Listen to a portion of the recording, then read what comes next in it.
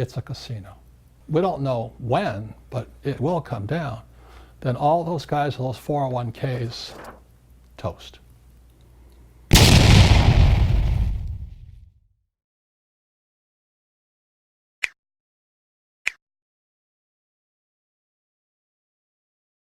This is the big picture. This is 1895 to 2015, 120 years of the Dow. And what you see here is the giant crash of 1929. That was the giant crash of 1929. It was nothing, nothing. And you look over here, this is the giant crash. I mean, everybody talks about the giant crash of 1987. There it is there. It was nothing, absolutely nothing. It nearly wiped out the U.S. This put us into a depression for 25 years, that little blip there. Now you look at what's happening, this is 2000, this is 2008, and here we are today. So I ask you this, you don't have to be a rocket scientist. If this baby crashes again, how big will it be? That's the question. And so the reason I wrote the book Fake is so you could understand what is happening along this line here. So hopefully you can protect yourself when the next crash comes. And it's coming. So people go, how do you know it's coming? Well, markets always crash. Everything goes up, everything comes down. I mean, that's real life. I mean, grow up. That's real life. The question is, how big will the next crash be? Another thing too is those crashes approximately every 10 years. The last crash was 2008. So the question is, what's going to happen here? And it's because of this, way back in 1996, I created the cash flow board game and wrote Rich Dad, Poor Dad, someplace in here, okay? Because I could see this coming. So I'm going to give you a little history now so you can track along this line here. Back in 1983, my teacher was Dr. R. Buckminster Fuller. And he was famous for the geodesic dome, which was the U.S. pavilion at the World's Fair in Montreal in 1967. So after Fuller passed away, I studied with him for 3 summers. He passed away on July 1st, 1983. Then after he died, this book came out posthumously. Now Fuller is more known as a scientist and mathematician and architect. When he wrote this book, Grunch of Giants, it was a different book. It was a departure from what he normally wrote about. And GRUNT stands for Gross Universal Cash Heist. Let me say it again. Gross Universal Cash Heist. It's about who really runs the world economy. So when I read this book, I understood it. I went, oh my God. But that was 1983, and that was a year I started going, oh my God, what am I going to do? Because I could see what's going to come. Because Bucky Fuller was a futurist primarily. So I read this book, Grunch of Giants, and then I began to study. For the first time in my life, back in 1983, I became a student. I was a screw-off before that, but in 1983 I became a student. I said, what is Grunch? Who are these guys? Who are these guys that are controlling the world? That was my question. So as Fuller said, get the student out of school and get him back to his studies. So when I read this book, for the first time in my life, I became a student. Now Fuller was saying the same thing my rich dad was saying. The game is rigged. The game of money is rigged against you and me. This is 1983. In 1983, I met my beautiful sweetheart Kim, and we quit our jobs and we went traveling to figure out what was Grunch up to. How are they rigging the world economy? Most teachers in school, while they're good people, most of them really don't understand money. So they really can't teach you about money. So I call them fake teachers, because they tell you to go to school and get a job, save money. Why would you save money? And work hard and get out of debt and all that stuff. But they don't know what they're talking about. That's my poor dad, PhD. They're good people. 80% are good people, 20% aren't, 80-20 rule. But 80% are really good teachers, but as you know, our school system teaches us nothing about money. So that's why section number two in fake is fake teachers. You got to know who the real teachers are. And so these are my real teachers here. So this is the creature from Jekyll Island. You can see I've read many, many books. This is the Great Deformation. David A. Stockman.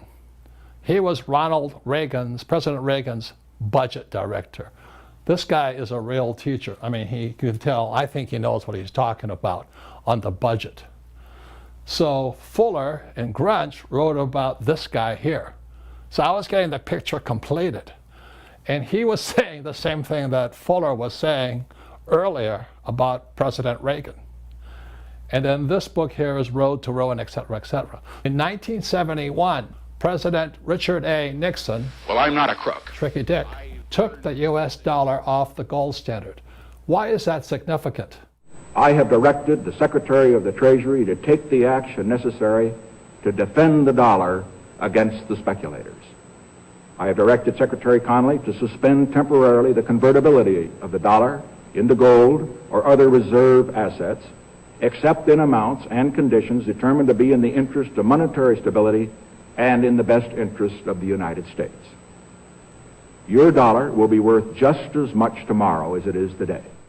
So why Nixon in 1971 saying the dollar's coming off the gold standard was supposed to be temporary is so important is the US dollar became fake money. It's exactly what my rich dad was saying to me. That's why the rich, lesson number one in Rich Dad, Poor Dad is the rich don't work for money, because in 1971 it became fake. And so it just chugs along like this, and you can see what happened. Nothing really happened, but the stock market went up. So the rich started to get richer because the stock market was going up. And the economy was booming because there was all this fake money flooding the system. Then there was this crash here in 1987. So in 1987, after they crashed, they said, oh my God, how do we prevent it from crashing again? So they started creating fake assets. So let me say it again. 71, crash, fake assets take over. And they start going like this, and like this, and like this, and it goes to 2000. So what happened in 1990 when President Clinton, he took it off the Glass-Steagall Act, and it turned all of this, our money, into a casino. One big casino.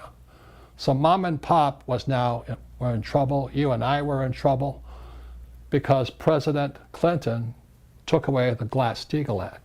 So they could take your savings and they could put it in the casino. If they lost your money, tough. The taxpayer covered the bill. That's why the Glass-Steagall Act in 1999 was so crucial. They took your savings, put it in the casino, and this happened. We have fake assets. So that's kind of what's going on right now. So we had this crash. So they created more fake assets. It went up. 2008, real estate, they said it was a real estate crash. It wasn't a real estate crash. It was a fake asset crash. A fake assets called CDOs, collateralized debt obligations, MBSs, mortgage-backed securities, and CDSs, credit default swaps, fake assets. That's what's going on. And when it crashed down here, they did it again. They printed even more fake assets. Because what happens when the markets crash, the rich get richer and everybody else gets poorer. We foot the bill. You and I, the taxpayer, foot the bill. Is that fair? It's something not taught in school. It's called financial education. The whole business of markets is based upon losers, the same as Las Vegas. Las Vegas will not exist without losers. If everybody went to Las Vegas, and this is Glass-Steagall, 1999, President Clinton, by having so many losers come to Las Vegas, the winners walk away with the money. And we all know that. So the importance of 1999, President Clinton and the Glass-Steagall Act is a stock market is based upon losers. And most of mom and pops are the losers. You and me are the losers. And then when it crashes and we bail the rich guys out, we lose again as taxpayers because we foot the bill. That's what's happening. It all went back to 1971 here when President Nixon took us off the gold standard and we have fake money. After 1971, this is what happens to people who save money. the purchasing power of the dollar is going down because they're printing money. And our school teachers, these fake teachers, again, they're good people. Well, these financial planners still tell you to save money. Well, why would you save money when these guys are printing it faster than you could ever save it? That's bad teaching, bad financial advice, horrible. This is the whole stock market is rigged for the rich. Again, it's a casino, and a casino is depends upon all these losers coming in, so those at the top can win. So the losers started coming in right around here, 1974. It was a thing called the 401k. They needed more losers to enter the market. And what do the financial planners tell you? Save money and invest for the long term in the stock market. They needed people to come in here and push this up. Again, it's a casino like Las Vegas. A lot of losers walk in, winners walk out with the money. That's the game. Now again was Glass-Steagall. They organize hedge funds that turn owning a stock into a minute, 2-minute bet rather than invest for the long term. It's a casino. We don't know when, but it will come down. Then all those guys with those 401ks, toast. The way out is through real financial education, not that fake financial education, which is go to school, get a job, work hard, save money, get out of debt, and invest for the long term in the stock market. Rich Dad is exactly opposite. But it takes financial education to do it.